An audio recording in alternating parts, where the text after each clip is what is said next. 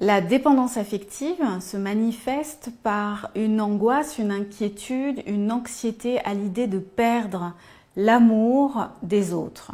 La dépendance affective peut se manifester, bien entendu, dans les relations amoureuses, mais aussi dans les relations amicales ou vis-à-vis de membres de la famille.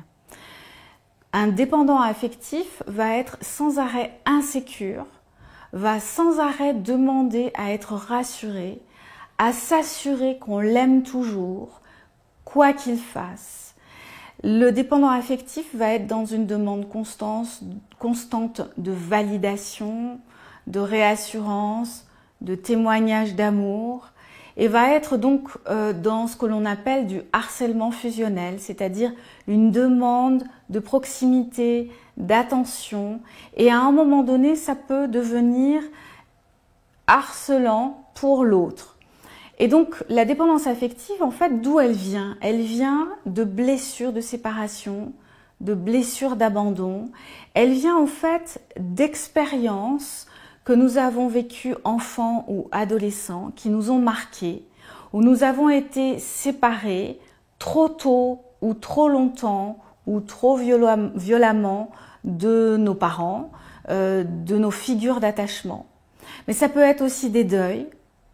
Ça peut aussi provenir d'une enfance où nous avons subi des violences psychiques ou physiques. Il y a un certain nombre d'éléments qui créent en fait un terrain favorable à la dépendance affective. Et donc, sachant cela, la bonne nouvelle, c'est que pour sortir de la dépendance affective, eh bien, un travail sur soi est nécessaire et va porter ses fruits. C'est-à-dire qu'il y a vraiment une solution, on peut vraiment sortir de la dépendance affective en entamant un travail sur soi, un travail de psychothérapie accompagné d'un spécialiste de préférence. Ça va être très important de choisir des méthodes d'accompagnement qui favorisent le relationnel parce que le dépendant affectif a besoin de se sentir accompagné, a besoin de se sentir en relation.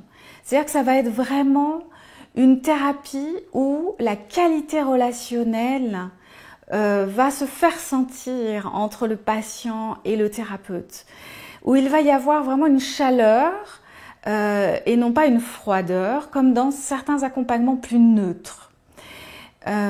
Parce que le dépendant affectif a besoin de se sentir entouré, encouragé, compris et accueilli. Donc ça, c'est vraiment un élément important qui est déjà thérapeutique. Déjà, la qualité relationnelle avec le thérapeute est un élément thérapeutique pour le dépendant affectif. Ensuite, il s'agira de travailler sur la prise de conscience des blessures affectives, émotionnelles, psychiques du dépendant affectif. Il va découvrir en fait dans sa biographie, dans son histoire, ce qui l'aura marqué, voire traumatisé. Ça va être important pour le dépendant affectif de prendre conscience en fait à quel point certains épisodes de sa vie auront laissé une trace et que cette trace est active chaque fois qu'il s'attache à quelqu'un d'autre. Et donc on va explorer les blessures et les guérir. On va, en tout cas, le thérapeute va accompagner le dépendant affectif pour qu'il puisse et prendre conscience et se guérir, pour qu'il prenne conscience aussi des peurs, pour qu'il prenne conscience qu'il y a différentes peurs, la peur de la perte de l'autre, la peur de l'abandon, la peur du rejet.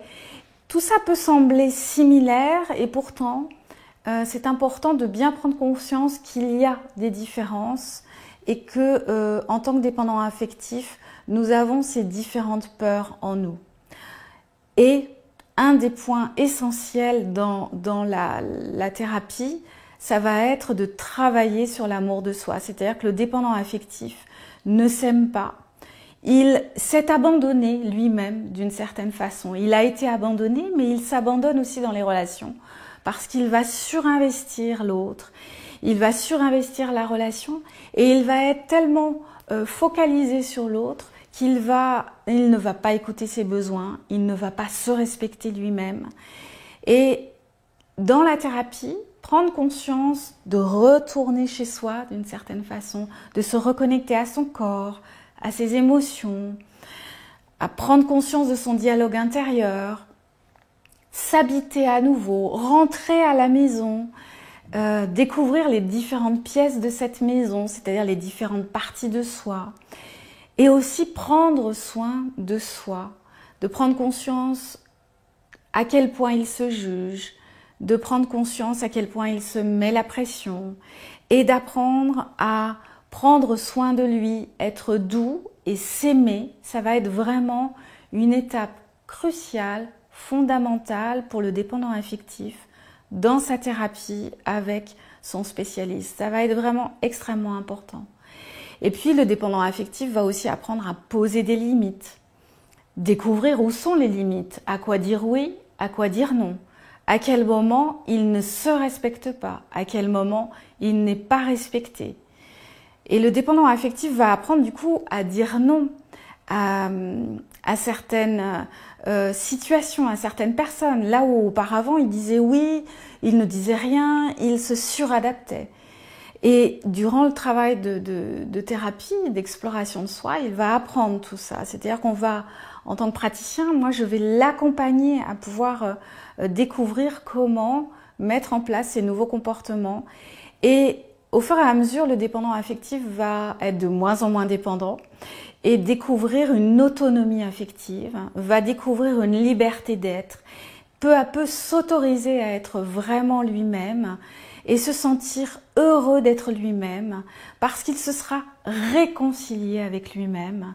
Et alors, s'aimant véritablement, prenant soin de lui véritablement, sachant s'apporter support et sécurité, il pourra établir des relations harmonieuses, des relations qui seront dans l'altérité, des relations qui seront enrichissantes, et ainsi il pourra voler de ses propres ailes et savourer l'existence et les relations comme jamais.